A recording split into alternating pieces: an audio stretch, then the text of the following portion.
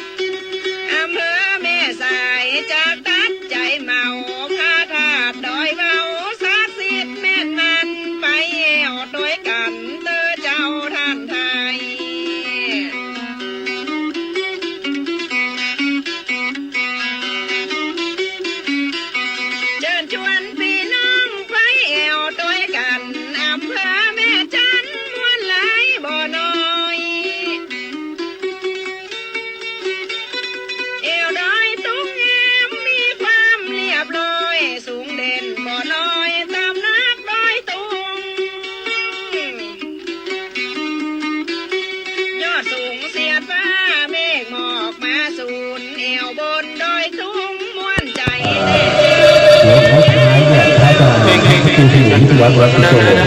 นะครับซึ่งเป็นเจ้าวัด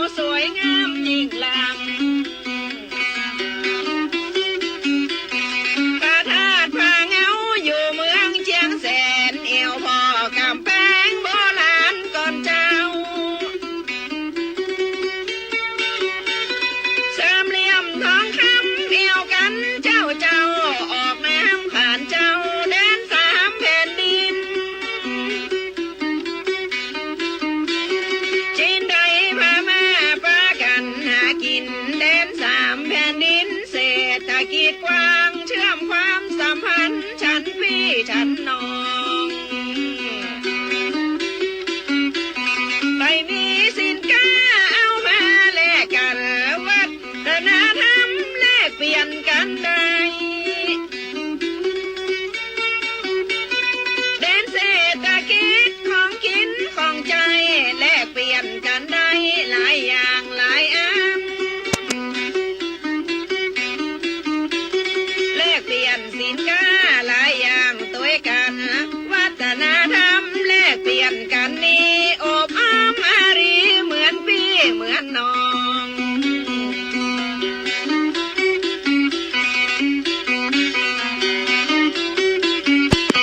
ติดต่อจากนั้นเชิญแอวเจียมของมีไทยยวนมอนหลากหลายเนื้อเจ้าในเทศกาลทุกปีนั้นเราจับป่ามือเข้าตัวหลายกิโล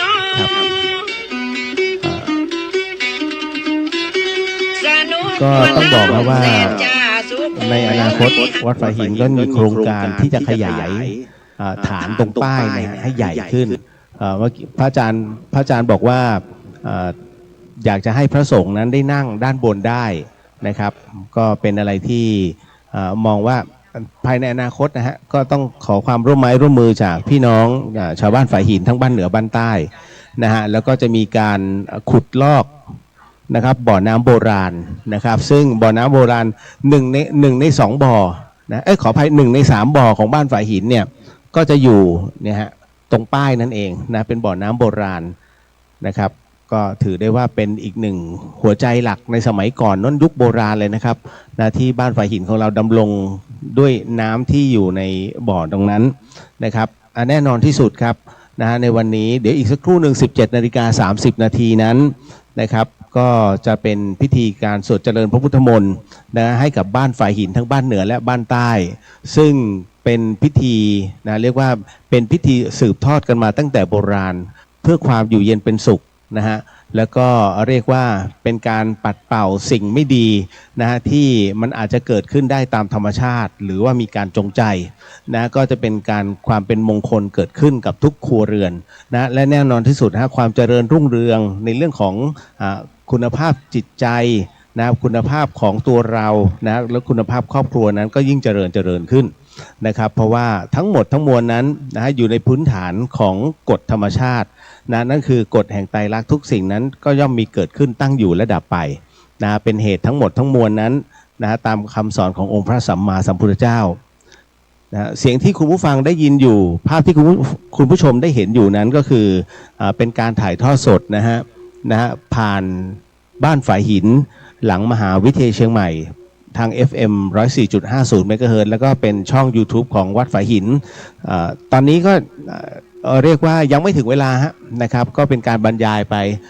เรื่อยๆเพราะประวัติความเป็นมาของบ้านฝายหินแล้วก็ชาวบ้านฝายหินนั้นถือว่าเป็นชุมชนโบราณนะฮะถือว่าเป็นชุมชนโบราณมากๆนะฮะและแน่นอนที่สุดนะฮะว่าความที่ได้ขึ้นชื่อว่าฝายหินนั้นมันมีประวัติความเป็นมาพอสมควรนะฮะหลายๆท่านพอบอกว่าวัดฝายหินนั้นมันขึ้นแสดงว่าหมู่บ้านนี้ต้องมีฝายหินถูกไหมไม่ใช่ครับบ้านนี้ไม่มีฝายหินนะฮะแต่ชื่อวัดฝายหินเพราะว่าในสมัยโบราณนั้นนะฮะชุมชนของวัดฝายหินหรือว่าบ้านฝายหินนั้นเนี่ยนะฮะของเรานั้นเป็นหินที่มีความแกร่งมากๆนะเป็นหินปูนและหินทรายนะครับเรียกว่าเป็นหินน้ำตกที่ถือว่าแกร่งที่สุดในเขตของตำบลสุเทพนะหรือว่าเขตเมืองนะฮะดังนั้นเนี่ยในสมัยโบราณนั้นถนนช้างคลานนั้นนะฮะพยายามจะหาหินนั้นไปถมนะถมอยู่เรื่อยๆถมเท่าไหร่แล้วก็ไม่สามารถจะสู้กระแสน้ำได้นะฮะดังนั้นเนี่ยในสมัยก่อนนั้นสมัยเจ้ากาวิระนั้นท่านจึงขอให้นำเอาหินนะฮะจากบริเวณบ้านฝายหินเนี่ยฮะโดยการตีทุบสลักออกมานะออกมาแล้วบดนะหลังจากนั้นก็เอาหินตรงนี้ฮะไปถมไว้ตรงที่ถนนช้างคลานจนถึงปัจจุบันนี้นะถือได้ว่าเบื้องต้นของการเกิดของถนนช้างคลานเนี่ยเกิดจากหินที่เกิดจากบ้านฝายหินนั่นเองฮะนี่คือที่มาที่ไปคร่าวๆอันนี้ก็ต้องบอกนะฮะให้คุณผู้ฟังนั้นได้รับรู้ประวัติความเป็นมาชุมชนโบราณนั้นก็คือชาวบ้านฝายหินนั้นเนี่ยฮะนะถือกำเนิดเกิดขึ้นเป็นเรียกว่าสืบกันมาเนี่ยค่อนข้างจะลำบากเพราะว่าเป็นชุมชนโบราณนะแต่ที่สำคัญที่แน่ๆก็คือว่าณตรงนี้นี่เองนะฮะชาวบ้านทั้งหมดทั้งมวลนั้นซึ่งเป็นชุมชนชาวพุทธนะครับก็ได้มีความศรัทธาในเริ่อมใสในพระพุทธศาสนาแล้วก็ร่วมกันค้ำจุนนะในส่วนของวัดฝายหินนะครับซึ่งอยู่บริเวณตรงนี้รวมไปถึงวัดป่าแดงนะฮะก็จะเป็นวัดพี่วัดน้องนะฮะดำเนินการมาทั้งหมดทั้งมวลเนี่ยฮะร่วม200กว่าปีแน่นอนที่สุดครับนะฮะหลักฐานจริงๆแล้วต้องบอกว่าหลักฐานที่เป็นพื้นเพโบราณนะสมัยพระเจ้าติโลกราชก็คือต้นโพต้นโพที่อยู่ในวัดฝายหินนั้นเรียกว่าเป็นโพชุดที่2นะเป็นโพรุ่นที่2ของพุทธคยานะซึ่งแตกหน่อมาจากวัดป่าแดงก็เลยเอาหน่อโพนั้นเนี่ยมาปลูกไว้จนถึงดำรงจนถึงปัจจุบันนี้นะก็ยังคงต้นโพตรงนั้นอยู่บนวัดฝายหิน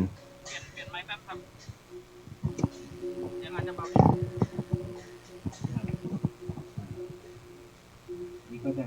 เป็นเสียงของเรียกว่ามโหรีพื้นบ้านนะครับวันนี้ก็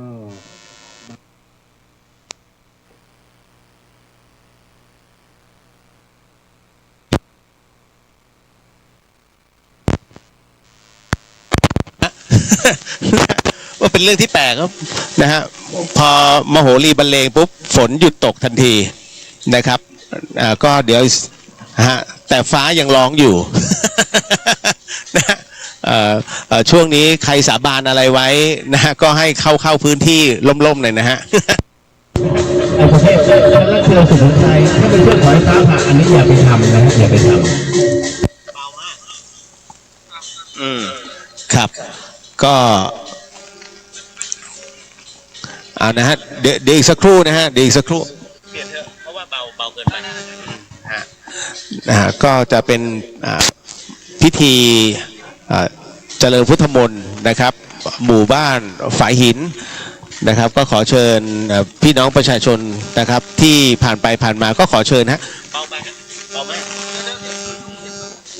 ครับก็ขอเชิญนะฮะผ่านไปผ่านมาก็ขอเชิญเข้ามาร่วมในพิธีได้นะครับเป็นเพื่อความเป็นสิริมงคลกับตัวเองนะครับคือชาวบ้านฝายหินนั้นยินดีต้อนรับทุกบ้านทุกครัวเรือนนะฮะไม่จำเป็นว่าท่านจะอยู่ในบ้านฝายหินหรือว่าท่านไม่ได้อยู่นะฮะคือเราชาวฝายหินนั้นบอกได้เลยว่ายินดีต้อนรับไม่มีใครเป็นบุคคลนอกนะครับไม่มีใครเป็นบุคคลนอกก็ขอยินดีนะครับนะตรงนี้ก็ขอเชิญทุกท่านนะครับเอาพี่นันโอเคแล้วที่ปากทางบริเวณทางเข้าวัดฝายหินนะครับนะฮะเป็น4แยกโรงเรียนบ้านเชิงดอยหลังมหาวิทยาลัยเชียงใหม่นะก็มาร่วมได้ฮะนะครับในวันนี้นะครับเพื่อความเป็นสิริมงคลกับตัวเองเพราะว่า1ปีมี1ครั้งเท่านั้นแล้ววันนี้เท่านั้นนะฮะแล้วก็เลยเวลาไม่ได้ด้วยนะครับดังนั้นทั้งหมดทั้งมวลมันถูกจัดไปตามฤกษ์นะฮะถูกจัดไปตามกระบวนของเวลานะตรงนี้นะครับ 17:30 นาทีนะครับนะฮะเลทได้แค่3นาทีเท่านั้นนะครับเพราะฉะนั้นเนี่ยจะเริ่มได้ก็คือ 17:33 นาทีเกินกว่านี้ไม่ได้ฮะนะครับก็เดี๋ยวขอเชิญนะครับนะฮะแล้วก็เดี๋ยวจะมีพระภิกษุสงฆ์วัดฝายหินนำโดยท่านพระครูสมุวิศวัตรวรกิจโจนะฮะเจ้าอาวาสวัดฝายหินนั้นก็จะนำพระภิกษุอีก4รูปด้วยกันนะครับมาร่วมเจริญพุทธมนต์นะให้กับหมู่เราชาวบ้านฝายหินขอเชิญนะฮะขอเชิญนะฮะเหล่าพี่น้องชาวบ้านรวมไปถึงทุกท่านที่ผ่านไปผ่านมานะครับบ้านเหนือบ้านใต้หรือแม้กระทั่งเหล่านักท่องเที่ยวนะครับก็ขอเชิญนะฮะในส่วนตรงนี้นะฮะเดี๋ยวอีกสักครู่หนึ่งก็พระภิกษุสงฆ์นะครับซึ่งตอนนี้หลายๆรูปนั้นท่านก็กำลังปฏิบัติภารกิจทำศาสนกิจอยู่บนวัดฝายหินนั่นเองนะครับท่านที่จะเดินที่ชอบเดินเทรลนะก็จะรู้ว่าณตรงนี้ฮะเป็นจุดที่ไม่สิ้นสุดของการเดินเทรลวันนี้เราก็เลยทำบุญนะครับเพื่อเป็นสิริมงคลกับทุกท่านเลยขอเชิญนะครับบุญฟรีไม่ค่อยจะมีเท่าไหร่เพราะฉะนั้นของฟรีจึงไม่มีในโลกแล้วยังไงล่ะในเมื่อของฟรีไม่มีในโลกแน่นอนที่สุดหลังจากที่ท่านได้รับฟังแล้วก็เรียกว่าทำสมาธิในการสวดเจริญพุทธมนต์กับพระภิกษุแล้วเนี่ยท่านกลับไปทำความดีกับตนและครอบครัวได้โดยการที่บุญกิริยาวัตถุ10ประการนั้นนั่นหมายถึงว่าพูดแต่เรื่องดีๆให้กำลังใจซึ่งกันและกันแนะนำ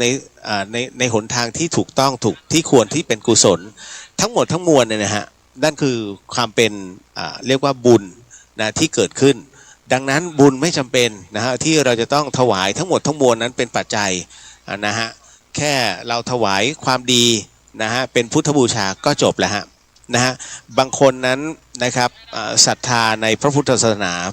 แต่ไม่มีปัจจัยหลายๆคนก็ใช้คำว่าถวายลมหายใจเป็นพุทธบูชานั่นหมายถึงว่าการทำสมาธินะครับก็ใช้ได้เช่นกันทั้งหมดทั้งมวลนี่คือวิธีการก็เดี๋ยวขอเชิญนะครับพี่น้องที่ผ่านไปผ่านมาหรือว่าคุณผู้ฟังที่รับฟังอยู่ผมก็จะพูดถึงชุมชนบ้านฝายหินคร่าวๆแล้วกันซึ่งตรงนี้นี่เองชุมชนบ้านฝายหินนั้นถือว่าเป็นหมู่บ้านถ้าพูดถึงเป็นภาษาราชการเรียกเป็นหมู่บ้านอกแตกหมู่บ้านอกแตกนั้นหมายถึงอะไรหมู่บ้านอกแตกนั้นหมายถึงว่ามันจะมีถนนผ่ากลางระหว่างบ้านเหนือกับบ้านใต้เพราะฉะนั้นการเป็นบ้านเหนือบ้านใต้นี่เองถ้าหากรวมกันไม่มีถนนผ่ากลางมันจะกลายเป็นหมู่บ้านทันที นะฮะเป็นหมู่บ้านฝายหินเพราะนั้นอันเนี้ยนั่นหมายถึงว่าเมื่อถูกแบ่งนะตรงนี้เสร็จปุ๊บเนี่ยฮะความสามัคคียังคงปรองดองกันซึ่งกันและกันไปมาหาสู่ซึ่งกันและกัน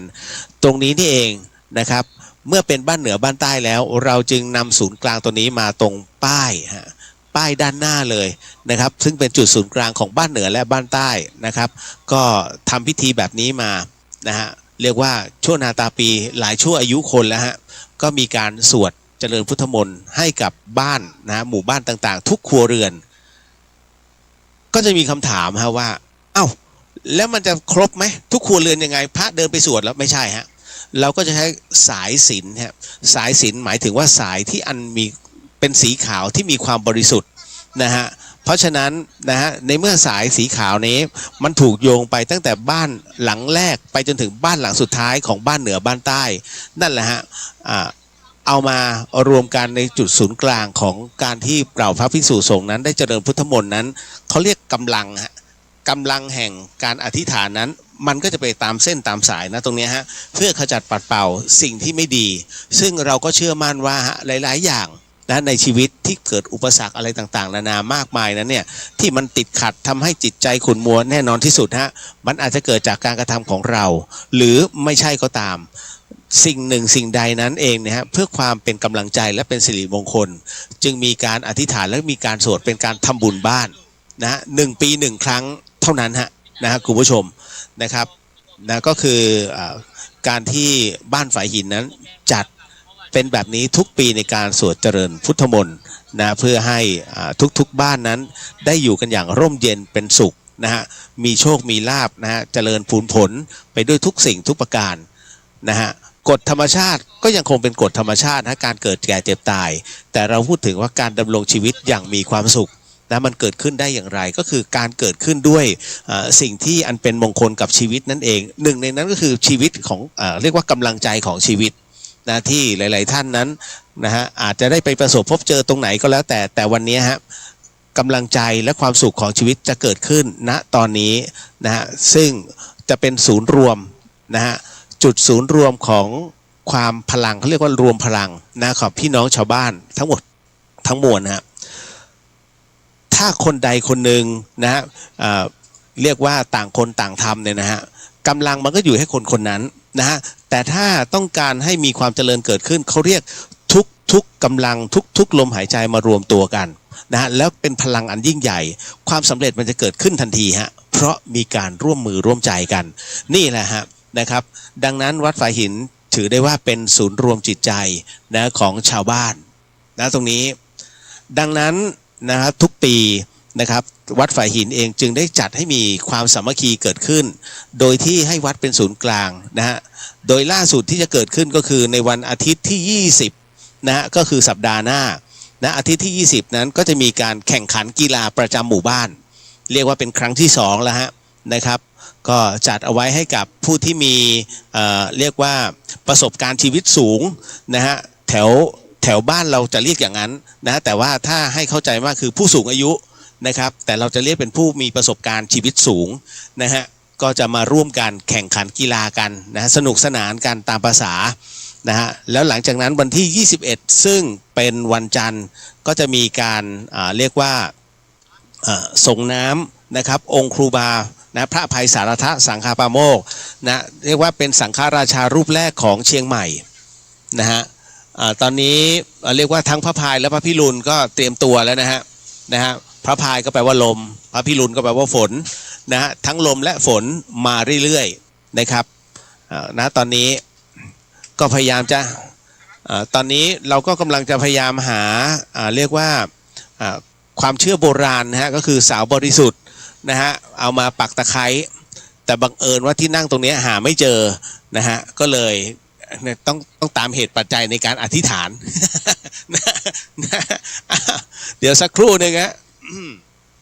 นะครับเดี๋ยวรอนะฮะภาพที่ท่านเห็นอยู่นะครับนี่คือบ้านด้านหน้าเลยฮะเราจะเรียกติดปากว่า4 แยกกาแลหรือว่า4 แยกโรงเรียนบ้านเชิงดอยนะแต่จริงๆแล้วเนี่ยก็คือเราก็รู้ๆกันแล้วครับว่านะถ้าตรงไปก็จะขึ้นไปเรียกว่าโครงการหลวง นะถ้าเลี้ยวขวามาก็บ้านฝายหินหรือว่าวัดฝายหินหรือว่าที่ท่านใช้ในการเดินเทรลกันอันดับหนึ่งของประเทศไทยขออภัยเรียกว่าเส้นทางเดินเทรลอันดับหนึ่งนะฮะของจังหวัดเชียงใหม่นะซึ่งก็จะผ่านบ้านฝายหินไปยังวัดผาลาดนะครับก็เป็นประจำทุกวันนะแล้ววันหนึ่งเนี่ยคนที่เดินขึ้นเทรลเนี่ยฮะไปเนี่ยไม่ต่ำกว่า400คนนะฮะต่อวันนะถือได้ว่าเป็นอีกหนึ่งหนทางเส้นทางที่ได้รับความนิยมสูงสุดนะเท่าที่พูดคุยกับนักกีฬาเดินเทรลทั้งหลายเนี่ยเขาบอกว่ามันเป็นเส้นทางที่เรียกว่าถือได้ว่าเพอร์เฟกต์มากนะฮะจากเส้นทางที่เรียกว่าด้านล่างเนี่ยฮะจะเป็นชุมชนมีร้านค้านะครับแล้วก็มีร้านเครื่องกีฬารองรับอยู่แล้วเนี่ยนะผ่านไปไม่เกิน400เมตรถึง800เมตรนะฮะตรงนั้นก็จะกลายเป็นป่าและผ่านป่าขึ้นไปเสร็จปุ๊บก็จะเป็นเขาเรียกว่าไปสู่ความเจริญนะที่เรียกว่าหลายๆคนสัมผัสได้คือของวัดผาลาดตลอดระยะเส้นทางในการเดินเทรลนั้นมีพื้นที่ต่างๆซึ่งเป็นประวัติศาสตร์นะให้เดินชมมากมายนะดังนั้นถือได้ว่าเป็นอีกหนึ่งเส้นทางที่สวยงามมากนะฮะแล้วก็ลงในบุ๊กของทั้งชาวจีนแล้วก็ชาวเทศนะว่าวัดฝายหินบ้านฝายหินนั้นนะครับถ้ามาตรงเนี้ยนะครับไปขึ้นสู่วัดผาลาดนั้นถือได้ว่าเป็นเส้นทางเดินเทรลอันดับหนึ่งนะของจังหวัดเชียงใหม่นะก็ขอเชิญนะฮะเดี๋ยวอีกสักครู่หนึ่งก็จะได้เวลานะครับอีก10 กว่านาทีนะครับก็จะได้เวลาที่พระภิกษุสงฆ์นะครับจากวัดฝายหินจำนวน5รูปด้วยกันนะครับพระเนี่ยพระที่ลมหายใจเราเรียกรูปนะฮะส่วนพระที่เป็นพระปฏิมาเราเรียกองค์ หลายคนโอ้มาแล้วพระ5 องค์ พระ5 องค์เดินไม่ได้ต้องอุ้มมา นะครับก็เดี๋ยวสักครู่นะฮะตอนนี้ก็ต้องดูว่าเดี๋ยวเหมือนเจ้าว่าจะเดินมาเองหรือเปล่าฮะอ๋อนะครับก็วัดฝายหินถือว่าเป็นวัดที่สัปปายะนะฮะสัปปายะหมายถึงว่าวัดที่มีความเป็นอยู่น่าชมมากๆฮะเรียกว่าถ้าต้องการความเจริญก็เดินมา300เมตรจากวัดฝายหินถึงความเจริญนะฮะแต่ถ้าต้องการความสงบบนวัดฝายหินเนี่ยฮะเป็นต้นไปเนี่ยเป็นป่าแล้วนะเพราะฉะนั้นในอดีตนั้นวัดฝายหินจึงจัดเป็นวัดอรัญญวิเวกนะคือเป็นวัดป่าของเดิมเลยครับคือวัดป่าแต่หลังจากที่คณะสงฆ์ล้านนาเปลี่ยนการปกครองให้ขึ้นอยู่กับวัดสวนดอกนั้นวัดฝายหินนั้นจึงเป็นคามวาสีก็คือเป็นวัดบ้านนะครับนะซึ่งจริงๆแล้วเนี่ยนะครับต้องบอกว่าในการสืบค้นตั้งแต่ดั้งเดิมเลยฮะโดยมีบันทึกอยู่นะฮะที่หอจดหมายเหตุหรือว่าหอสมุดประจำจังหวัดเชียงใหม่นั้นก็บอกแล้วว่าวัดฝายหินนั้นเป็นวัดอรัญญวิเวกนะฮะเป็นวัดเขาเรียกอรัญญวาสีก็คือเป็นวัดป่านั่นเองตั้งแต่สมัยรัชกาลที่5เพิ่งจะมาเปลี่ยนเป็นคามวาสีได้ไม่นานนะฮะไม่นานเมื่อไม่ถึง80 ปีนะครับนะก็ต้องบอกนะตรงนี้เอาเลยฮะก็ใกล้นะฮะใกล้เวลาที่พระภิกษุสงฆ์วัดฝายหินมาแล้วนะครับ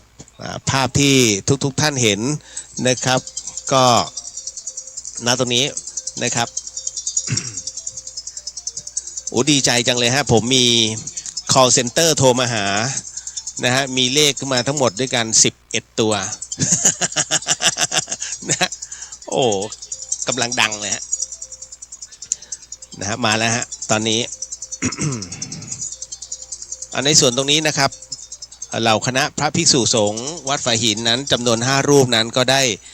มาสู่บริเวณวัดเป็นที่เรียบร้อยนะครับบริเวณขวงนะฮะ ก็คือลานด้านหน้านะครับ4 แยกโรงเรียนบ้านเชิงดอยนะฮะก็ขอเชิญนะครับขอเชิญพี่น้องหมู่เรา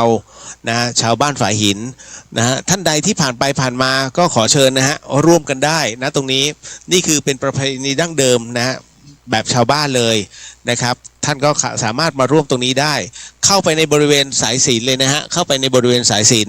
ถือว่าเป็นความสิริมงคลกับตนนะครับก็ถือได้ว่า1 ปีมี1 ครั้งนะฮะทั้งหมดเนี่ยฮะคือเป็นการร่วมกันร่วมใจนะหลายๆท่านว่ามันมีความหมายแบบไหนอะไรยังไงทั้งหมดทั้งมวลนั้นต้องบอกว่าหากท่านได้เคยนอนหลับ ทดสอบโอเคนะฮะการนอนหลับของท่านนั่นแหละคือสมาธิ ณตอนนี้นี่เองการสวดของพระภิกษุสงฆ์นะฮะคำสวดต่างๆนั้นมันถูกบันทึกและถูกทดลองมาแล้วโดยดร.มาซารุอิโมโตะนะซึ่งบอกว่า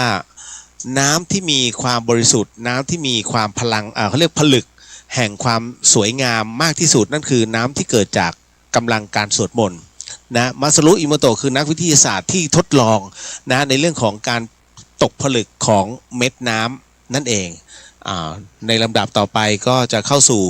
พิธีการนะครับในการเจริญพุทธมนต์นะซึ่งต้องบอกว่าเป็นการทำบุญหมู่บ้าน1 ปีมี1 ครั้งก็เดี๋ยวสักครู่นะครับมีท่านใดจะเข้าไปในวงสายสิญจน์อีกไหมฮะเพราะเดี๋ยวพี่หนันทำก็จะเริ่มพิธีนะตรงนี้นะครับ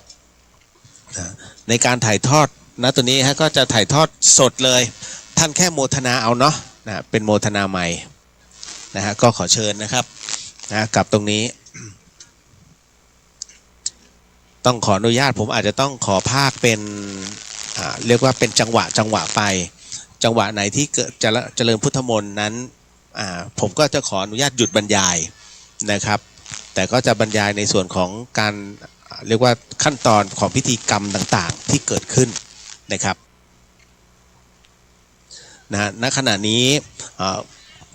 เหล่าภิกษุสงฆ์จากวัดฝายหินนั้นก็ได้มานั่งประจำอาสนะครบทั้ง5 รูป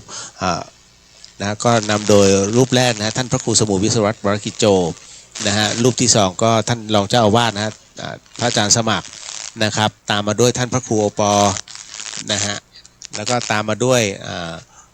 หลวงพี่ทวีศักดิ์นะครับแล้วก็รูปสุดท้ายก็เป็นหลวงพี่ตะวันนะทั้ง5 รูปนะครับและขณะนี้ชาวบ้านฝายหินนะส่วนหนึ่งได้เข้ามาอยู่ในวงสายสิญจน์เป็นที่เรียบร้อยส่วนผู้สูงอายุที่ไม่สามารถนั่งได้ตอนนี้ก็จัดนะฮะให้นั่งอยู่ในเก้าอี้เป็นที่เรียบร้อยนะฮะก็ภาพที่คุณผู้ชมนั้นได้เห็นอยู่นะครับก็จะประมาณนี้ผมขออนุญาตบรรยายนะฮะท่ามกลางธรรมชาติความร่มเย็นของสายลมนะเราจะได้เริ่มพิธีทางด้านศาสนาแล้วนะครับเทศลำดับแรกนะครับขอเชิญตัวแทนนะครับได้จุดเทียนนะครับบูชาพระรัตนตรัยนะครับที่โต๊ะหมู่บูชาครับแล้วก็จุดเทียนที่บาทน้ำมนต์ตัวนะครับ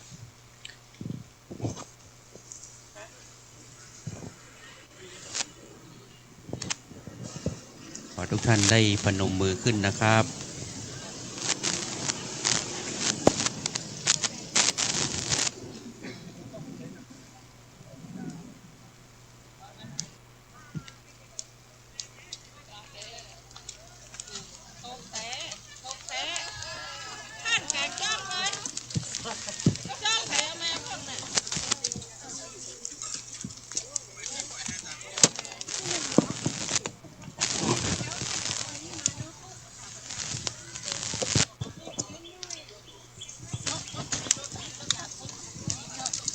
ปีหน้าจะทำศาลาตรงนี้ศาลาป้ายนี้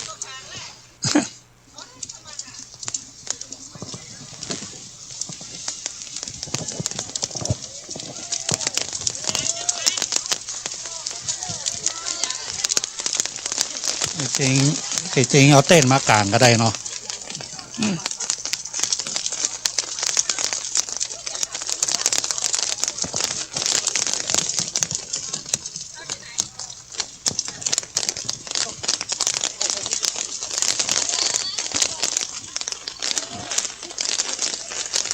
ทิศวัตถุแม่ดูดีไซน์มันทีละพอละ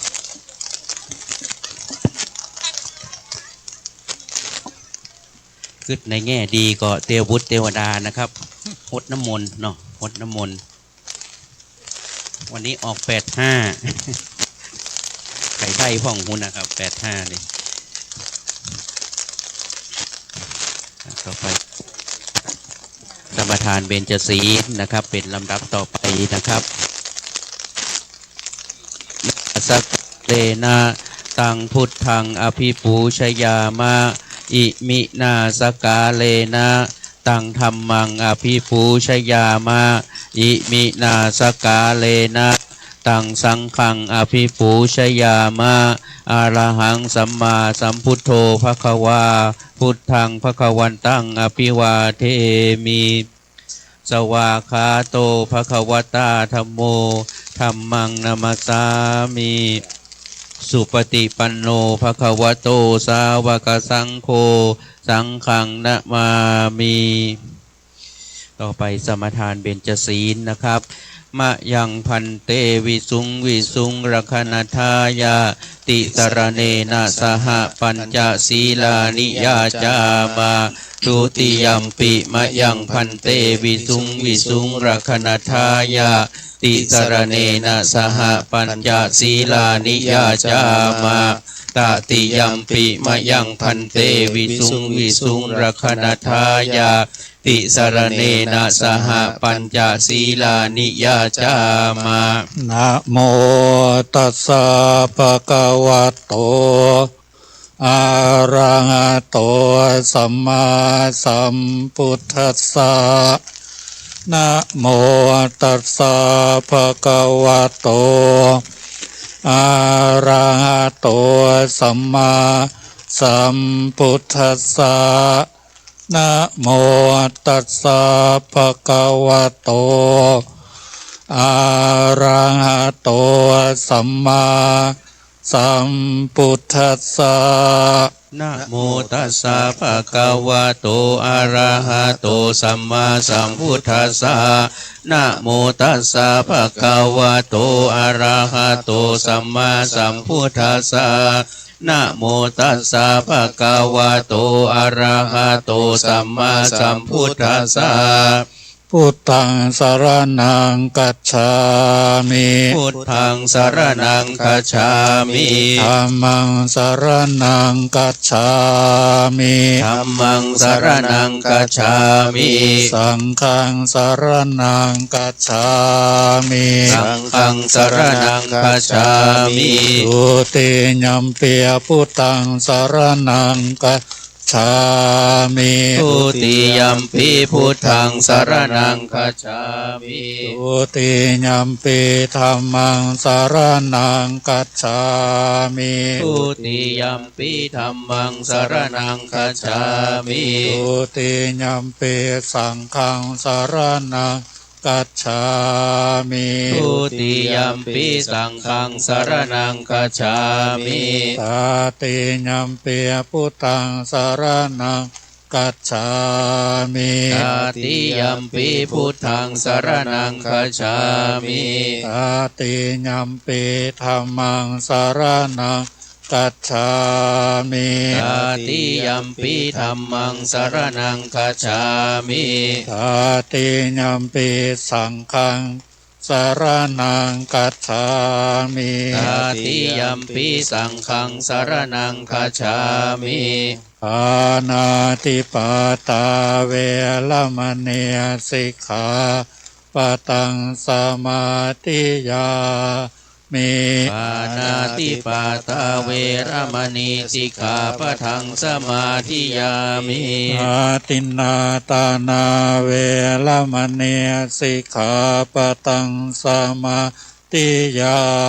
มิอาทินนาตานาเวรมณีสิกขาปะทังสมาธิยามิกาเมสุมิจฉาจาราเวรมณีสิกขาปะทังสมาธิยา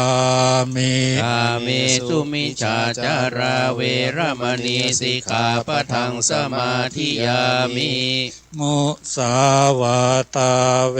รมณีสิกขาปะทังสมาธิยามิมุสาวาตาเวรมณีสิกขาปะทังสมาธิยามิสุราเมรยมัจจปมาทฐานาเวรมณีสิกขาปะทังสมาธิยามิสุราเมรยมัจจปมาทฐานาเวรมณีสิกขาปะทังสมาธิยามิอิมานิปัญจสิกขาปทานิ สีเลนะสุขติงยันติสีเลนะโภคสัมปตาสีเลนะเนพุติงยันติตัสมาสีลังวิโสตะเย สาธุสาธุสาธุวิปติปฏิภาหายาสัพพสัมปติสิทธิยาสัพพทุกขวินาศายาปริตังปรูธมังคลังวิปติปฏิภาหายาสัพพสัมปติสิทธิยาสัพพพญาวินาศายาปริตังปรูธมังคลังวิปติปฏิภาหายาสัพพสัมปติสิทธิยา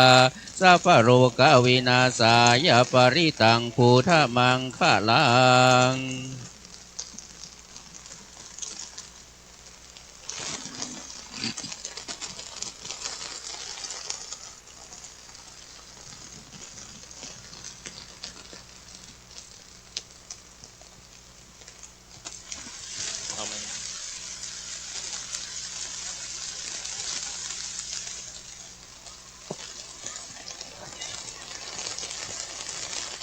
ผลิตวานาเมตังสเมตตาภทันตาอวิคิตจิตตาปริตังพนันตุ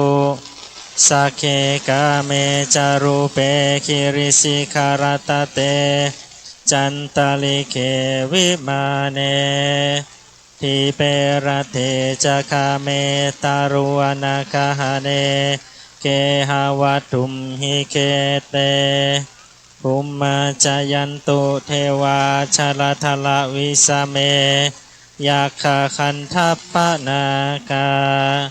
ติทันตาสันติเกยังมุนิวรวัจนังสาทโวเมสุนันตุธรรมสวนากาโลอายัมภทันตาธรรมสวนากาโลอายัมภทันตาธรรมสวนากาโลอายัมภทันตา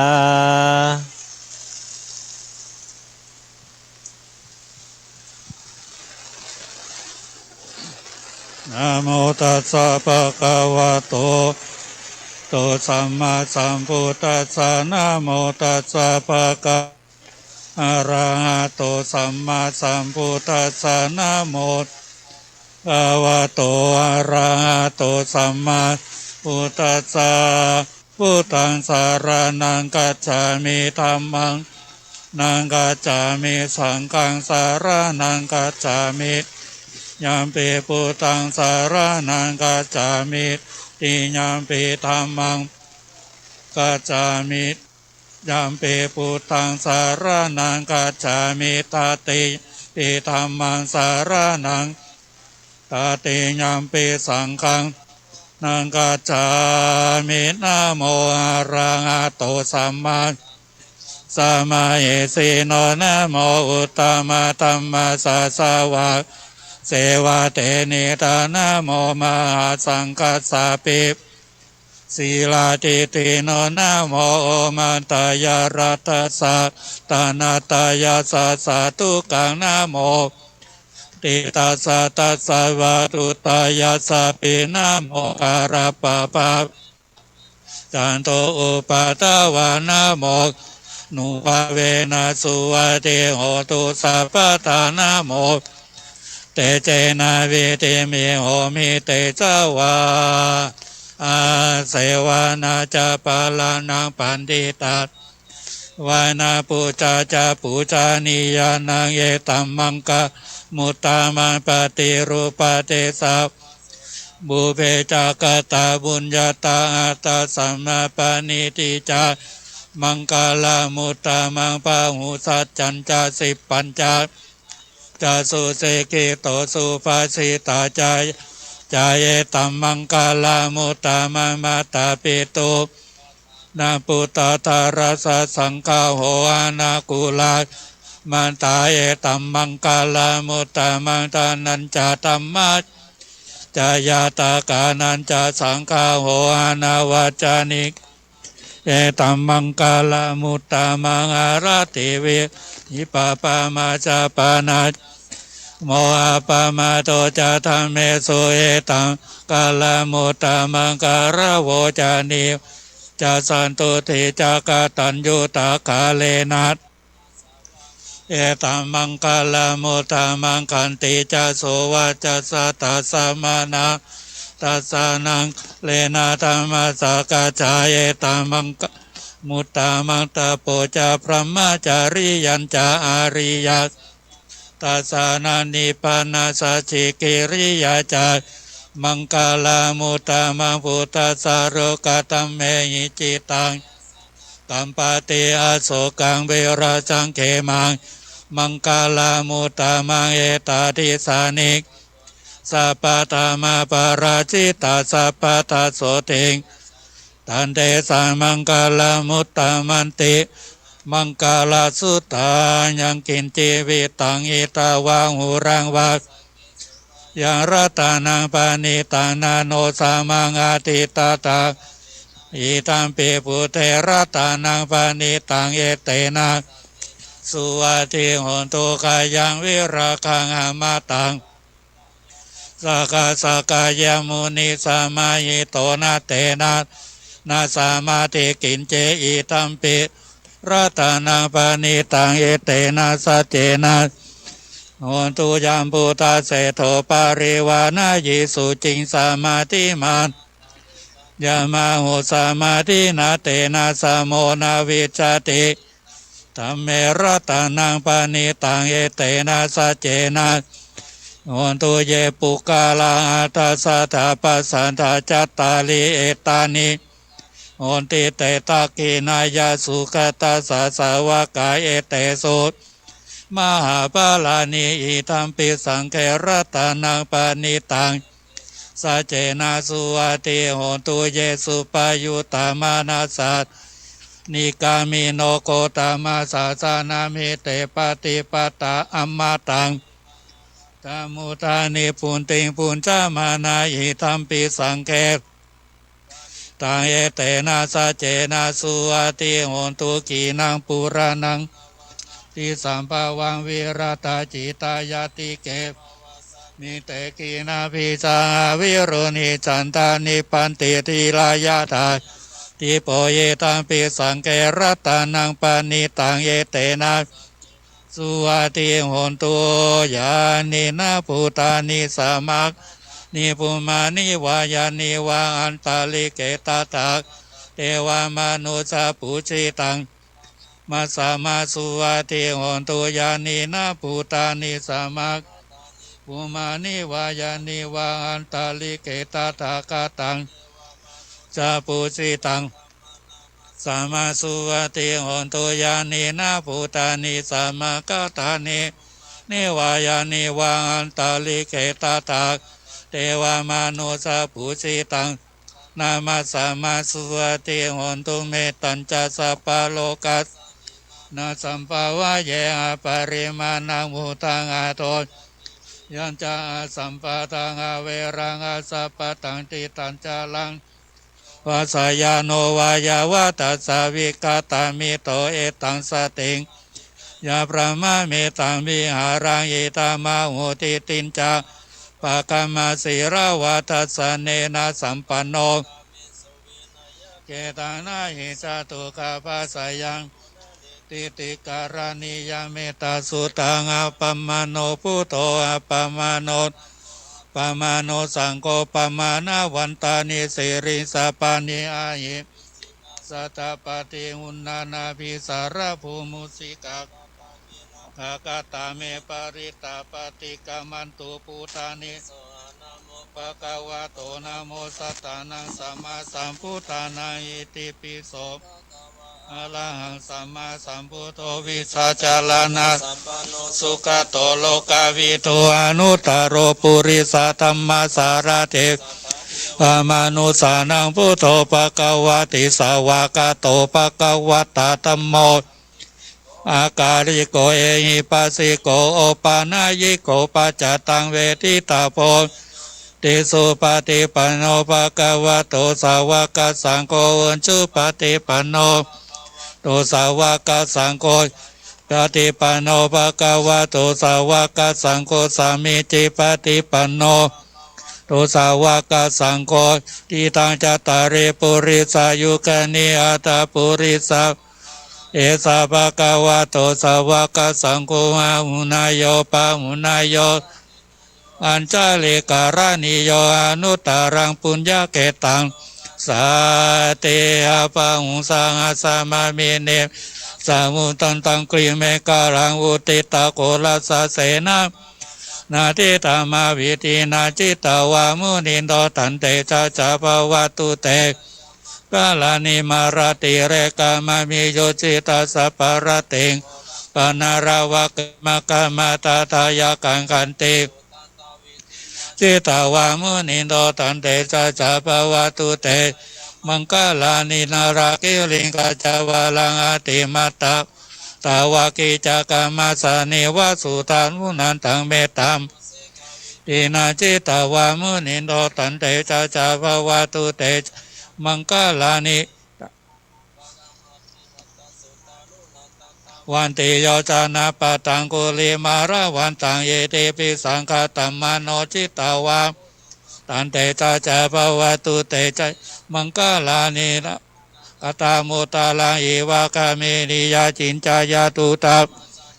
นากายามาเจสันเตนะโสมาวิตินาจิตาวามุนินโตตันเตตุเตจยามังกาลานิจังวิหายามาติสัจจกาวาทะเกตุงวาทาวิโร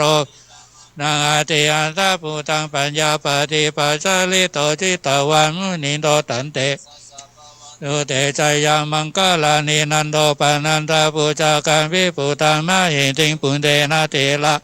เกนะตามาปายันโตเยโตปะเรสาวิตินาจิตาวาสาจาภวตุเตมังกาลานิทุกังอาติเตปุจาเกนะสุตตาตังติสุติมิติภกาภินารังญาณกะเตนะวิตินาจิตาวามุนินโตสาจาภวตุเตกาลานิอภิปุตตาจยามังกาลาอัตตากาตาโยวาจานนสารเตมาตันเตหิตวนาเนกวิวิตานิวานิโมกังสุกังอาทิกามายาสัพพัญโยมหากาลุนิโกนาโทหิตายาสัพพะปุเรตัวปารามิสัพพะปะโตสัมโพธิมุตตามังเอเตนะสัจจานาโหนตุเตจยามังกาลังจยันโตโพธิยามยานันนันทิวัตโนเอวังตวงวิจโยสยันสุจยามังกาเลอปาราชิตาเกสีเสปะทาวิโปกาเลเกสาปาภูตานังกัปโตสุนักตังสุมังกาลังสุปาปาตังสุโหติตังสุโมทุโตจะสุยิตังประมาจาริสุปาตากีนังกายะวาจากามังปาตากีนังปาตากีนังมังปานิทิเตปาตากีนาปาตากีนานินาราปันตเตปาตากีเนยันตุนิมิตังกาลัญจโยจามานาโปสกุณาสาสะโตข้าโหตุโสปีนังอาการตังพุทธานุภาเวนะสาเมตุยันตุนิมิตังวาวามังกาลัญจมานาโปสกุณาสาสะโตปะปะตุโสปีนังอาการตังนุภาเวนะวินตุยันตุนิมิตังกาลัญจโยจามานาโปสกุณาสาสะโตโหตุโสปีนังอาการตังนาวินาสเมนตัวติโลเกศีลกุโนสัจจังสนจยารุตยเตนะสัจเจนะมิสัจจกิริยามนุตตรังอวาจิตัวธรรมะพลังตัวบุปเกสีเนสัจจปรมวัสยสัจจกิริยาสันติปะกะอัปปตานาสันติปะตะจานามัตตปิตาจานิกันตาจาตาเวตาสหสเจกเตมหังมหาปัญจลิโตสิกิวัจเจสิโสราสะสานิอุตกังปัตวยาธาสิกิสัจเจนะมิสามโมอติเอสามิสัจจปะมิเตสกัตตัวพุทธะโอสาตังอุตมังวารังหิตังเรวามนุสานังพุทธเตเจนะสนตินะตวาสเปขาวุปัสสะเมตุเตสกัตตัว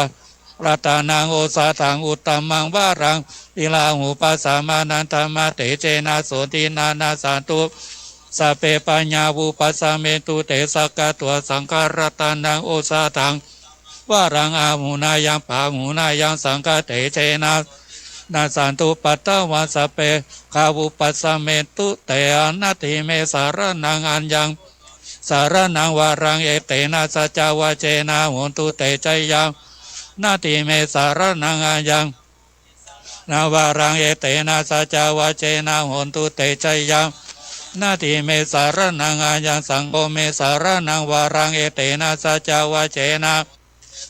มังกาลังยังกินติรัตนังโรเกวิชติวิวิรังปุตุตัสสะมานาติตัสสะมาโสติปวันตุเตยังกินติรัตนังโลเกตัสสะมาโสติปวันตุเตยังกินติรัตนังโลเกวิชติวิวิรังปุตุข้าสมานาติตัสสะมาโสติรันตุเตอโรกัญญาปะละมาลาปัสสันตุเตท่านางวิสาสาปารมายาตินาปารมังสุขา ธุสาธุสาธุอหังวันตามิสัพพวัตถุตานังสัพพังโตสังฆมัตถายภายนอกหมายมีคณะศรัทธาตั้งคนไทยและพี่น้องไทยใหญ่กูปูกูคนที่อาศัยอยู่ในบ้านป่าหินเชิงดอยกูปูกูคนก็ต่างมีจิตใจเป็นกุศลเจนปุ่งนี้น้อมนำมาถวายเป็นตาเนื่องในงานประเวณีสืบชะตาบ้านว่าสันนี้เตียงแต่ดีลีเพื่อคือจักบูทำบุญอุทิศส่วนบุญส่วนกุศลไปหาเทวบุตรและเทวดาตีรักษาภายในบ้านฝ่ายหินเชิงดอยกุทันทุกพระองค์กับตั้งเทวดาอันรักษากูห่อเฮือนเทวดาอันรักษาปีเวือนวันยามเทวดาอันรักษาบ้านจองห้องหอของทุกท่านทุกคนว่าสันนี้เตียงแต่ดีลีบัดนี้ขออัญเชิญเทวดาทั้งหลายทั้งมวลที่ได้เอ่ยนามมาแล้วจุงได้มาพัฒนาอนุโมทนารับเอาเสียยังส่วนบุญส่วนกุศลทั้งหลายมวลภูงนี้ตีคณะศรัทธาได้กระทำในข่าวครั้งนี้กูผู้กูคนเมื่อรับเอาแล้วก็ขอคือได้มีเมตตาดูแลรักษากูปูกูคนตั้งแต่วันนี้ยามนี้เตียงแต่ดีลีบัดนี้ก็เป็นการบรมวลดีพร้อมพร้อมเพื่อจักยืนน้อมถวายคือเป็นทานผู้ข้าตั้งหลายจึงมีน้ำสุกันโตตะกะเพื่อจักก่อสุมายาเมื่อมูลศรัทธาผู้ข้าตั้งหลายได้ตกแต่งห้างดาตานหลอนมีจิตใจบ่ชื่นบ่บานมัวมืดได้กล่าวกำลังเลือดโมโห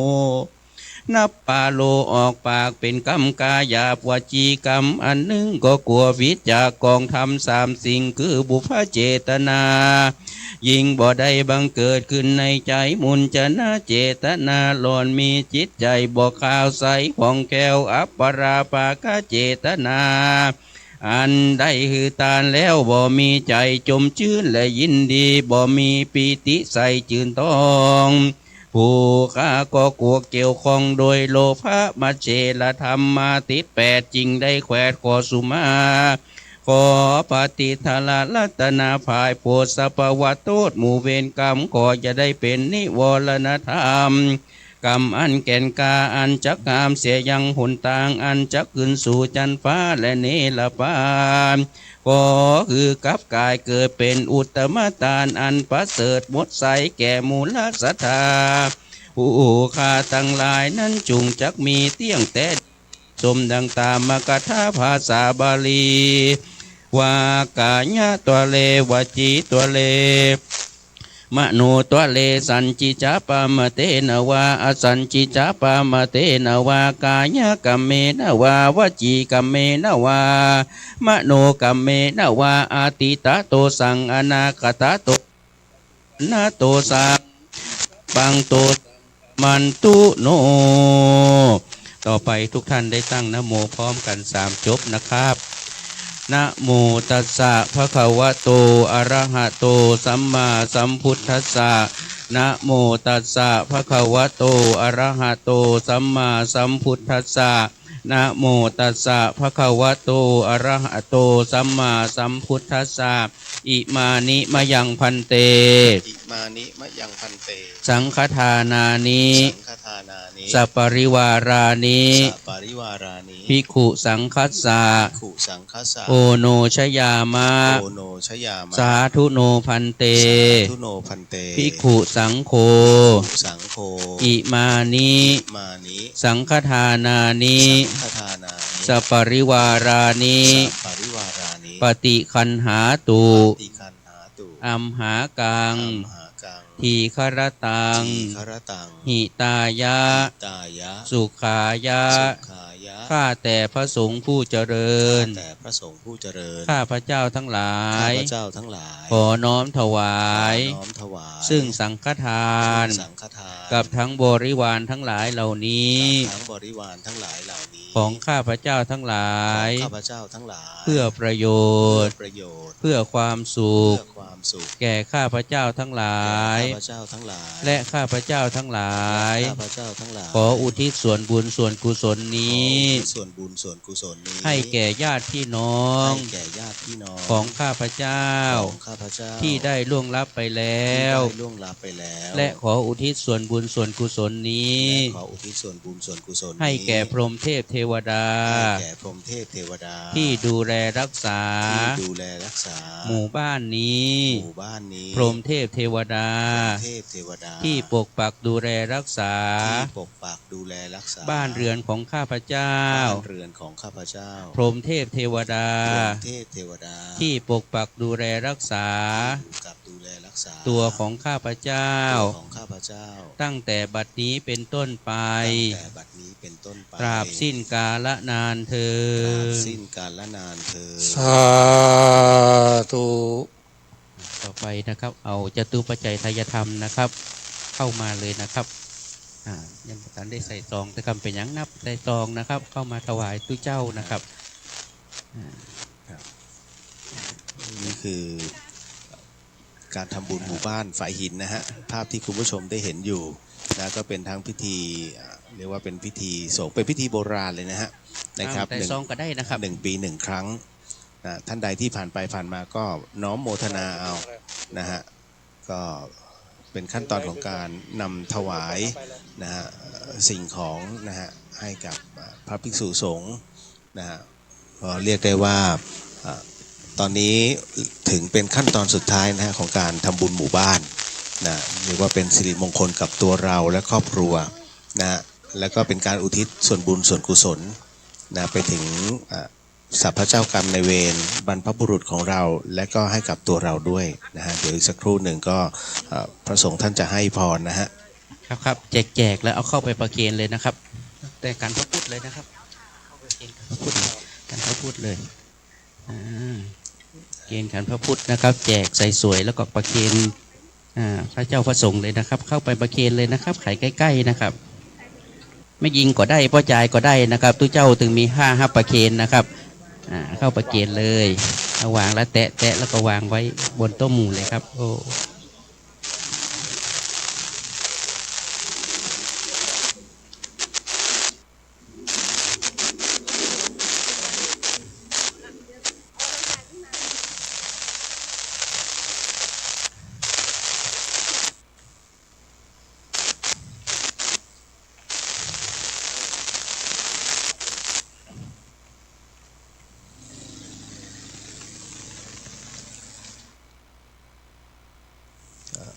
การรับประเคนนั้นหมายถึงว่าการให้นะฮะถวายแด่พระภิกษุนะให้รับรู้ว่านี่คือการให้เป็นที่เรียบร้อยนะฮะลำดับต่อไปก็เป็นการให้พรของพระภิกษุนะครับนะฮะก็คุณผู้ฟังคุณผู้ชมที่อยู่ทางบ้านก็น้อมโมทนานะบุญก็จะถึงท่านด้วยเช่นกันนะครับไม่ใช่ว่าเฉพาะในสถานที่แห่งนี้ฮะเตรียมกดน้ำเนาะ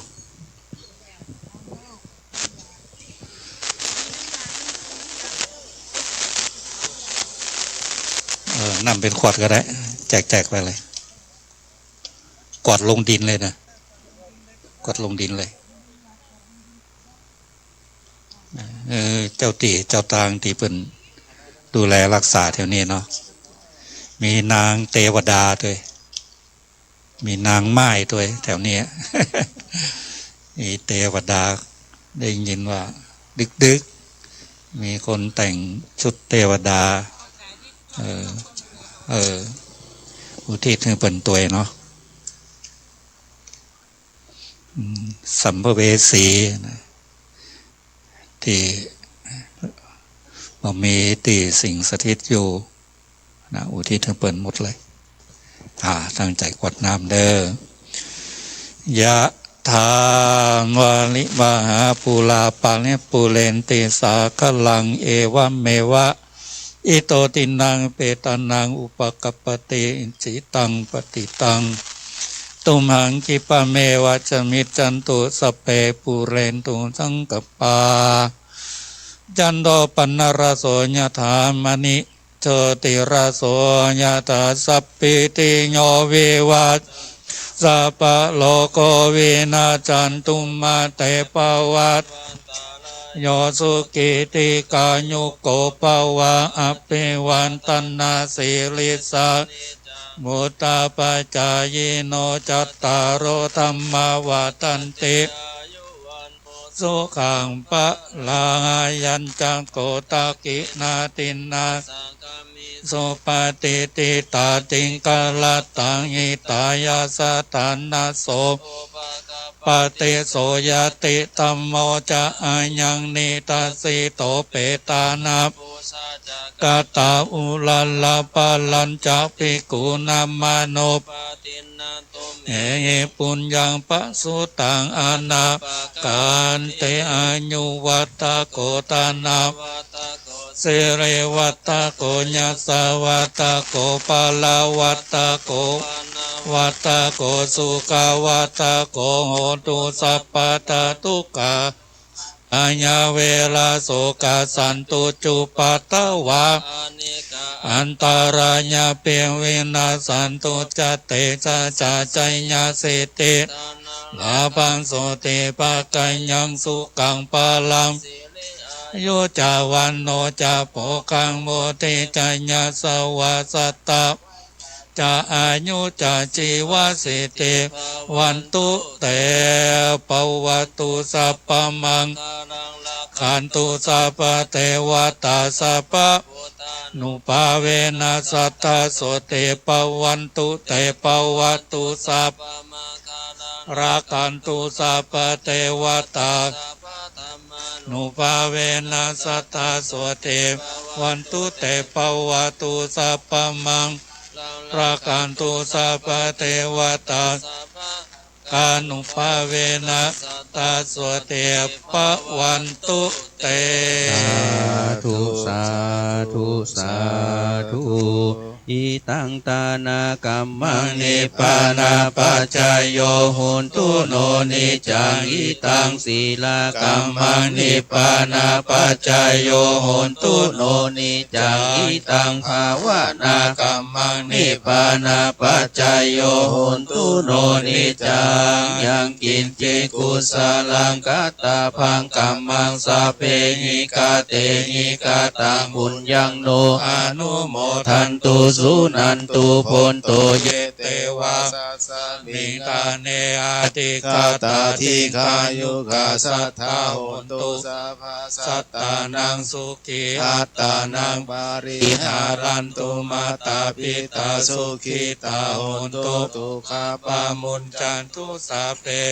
จักาสุขิตาโหนตุทุกขปามุญจันตุสัพเพอายาตากาสุขิตาโหนตุทุกขปามุญจันตุสัพเพปิสาสัพเพยาคาสัพเพเปตาสุขิตาโหนตุทุกขปามุญจันตุสัพเพนาคาตาสุขิตาโหนตุทุกขปามุญจันตุสัพเพเทวาสุขิตาโหนตุทุกขปามุญจันตุสัพเพอาจาริยุปัจจายาสุขิตาโหนตุทุกขปามุญจันตุสัพพสัมปตินังสามิชันตุต่อไปบรรทาน้อยตัวท่านอาจารย์พระครูสมุวิสุวัตวรกิจโจท่านเจ้าวาดวัดฝ่ายหินนะครับ วันตามิพันเตสัพพังอาปาลาทังขามาทาเมพันเตมยากาตังปุญญังสามินาอนุโมทิตาปังสามินากาตังปุญญังไมหังกาตาพังสาธุสาธุอนุโมทามิ จัตตาโลตัมมาวัฏันติอายุวันโนสุขังปะลา สาธุสาธุสาธุต่อไปพระเจ้าพระสงฆ์จะได้ประพรมน้ำพุทธมนต์นะครับ มีคนมาอุ้มบาตรสักคนหนึ่งนะครับเพื่อนบอกว่าน้ำมนต์นี่ถูกกับไข่นี่ข้อปีข้อเดือนข้อวันข้อยามข้อ13น้ำ15นะครับก็ขอคือตกไปไหลไปนะครับย้อยไปตามน้ำนะครับก็คือมีแต่โจกปีโจกเดือนโจกวันโจกยามกุผู้กุคนนะครับ ก็เป็นลำดับสุดท้ายแล้วนะฮะสำหรับพิธีการนะฮะ กายันโตโปติญามุนเลสักกายานังนันติวัตเอวังตวงวิจัยโยโหหิจัยยันสุชัยยาเลอาปาราชิตาบัลลังเกสีเสปตาเลอาวิเศษเกสาปะปุตานังอังคัปปัตโตปะโมตาติกัตตังสุมังกัลลังสุปปาตังสุโหติตังสุกาโนโตจัสสุยิตังพระมาจาเลสุปาตากีนังกายะวาจากัมมังปาตากีนังปาตากีนังมโนกัมมังแต่ปาตากีนาปาตากีนานิกัตตัวนาตาเตปาตากิเน ก็เป็นการเจริญพุทธมนต์นะฮะก็ประพรมน้ำมนต์อยู่โดยหลวงพี่โอปอนะฮะท่านพระครูสมุธีรเชษฐ์นะฮะก็ประพรมน้ำมนต์ให้กับพี่น้องชาวบ้านฝ่ายหินนะครับซึ่งก็จะเป็นแบบนี้นะครับ1 ปีมี1 ครั้งเท่านั้นนะครับที่หมู่บ้านเราก็จะทำบุญนะครับเรียกว่าให้เป็นขวัญและกำลังใจนะครับให้กับทุกบ้านเรียกว่าเพื่อทำให้ทุกครัวเรือนของเรานั้นมีความเจริญรุ่งเรืองนะฮะก็ปกติแล้วมีไม่กี่หมู่บ้านฮะที่จะทำบุญนะแล้วก็ในรูปแบบนี้เพราะด้วยสังคมเมืองที่เข้ามานะทำให้วัฒนธรรมอันสวยงามเริ่มจางหายไปแต่บ้านฝ่ายหินนั้นซึ่งถือได้ว่าเป็นชุมชนโบราณที่อยู่หลังมหาวิทยาลัยเชียงใหม่นะฮะก็ยังคงสืบสานเรื่องราวดีๆนะอันสวยงามแบบนี้ตลอดนะฮะเราไม่มีเกี่ยงว่าคนในหรือคนนอกนะครับทุกท่านเนี่ยมาร่วมในพิธีตรงนี้ได้นะเพื่อความเป็นสิริมงคลกับตัวเราแล้วก็ทุกท่านนะฮะวันนี้นะทางสถานี FM 104.50 เมกะเฮิรตซ์นะช่อง YouTube นะฮะวัดฝ่ายหินเชียงใหม่ก็ได้ทำการถ่ายทอดให้คุณผู้ชมและคุณผู้ฟังนั้นจะมามัดมือก็ได้นะครับด้วยเจ้าตนใดก็ได้นะครับเข้ามาเลยนะครับตอนนี้นะครับเพื่อความเป็นมงคลนะครับท่านพระครูสมุวิศวัตรวรกิจโจนะฮะเจ้าอาวาสวัดฝ่ายหินรุ่นที่11นั้นท่านก็เรียกว่าแจกสายข้อมือนะฮะซึ่งทำการอธิษฐานจิตเป็นที่เรียบร้อยนะครับมอบให้กับตรงนี้หลายๆท่านบอกว่าสำคัญอย่างไรในเรื่องของการอธิษฐานจิตนั่นหมายถึงว่าท่านนะนำเอากำลังบุญของท่านในการภาวนามาทั้งหมดทั้งมวลนั้นเอาใส่ลงไปนะฮะเขาเรียกอัดพลังลงไปก็เช่นกับพระเครื่องนะครับหรือว่าสมเด็จโตนะที่อัดพลังลงไปตามพิมพ์ต่างๆนะฮะซึ่งมีพลังพุทธคุณนะฮะก็ถือได้ว่าวันนี้ก็หลายๆท่านนะครับเกือบทุกบ้านนะฮะมารับนะตรงนี้ไปนะฮะก็คงจะเสร็จสิ้นในส่วนของพิธีการตรงนี้ในวันที่21เมษายนนะครับซึ่งตรงกับวันจันทร์ในสัปดาห์หน้าก็ขอเชิญทุกท่านนะฮะก็จะมีการส่งน้ำนะครูบาหลวงวัดฝ่ายหินหรือว่าพระอภัยสารทสังฆปาโมกข์สังฆราชารูปที่1นะฮะของปฐมสังฆราชาแห่งล้านนาไทย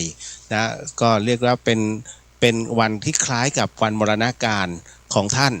นะครับก็ขอเชิญนะฮะที่วัดฝ่ายหินนะครับในช่วงเช้าเลยนะครับ8 โมงเช้าขบวนนะที่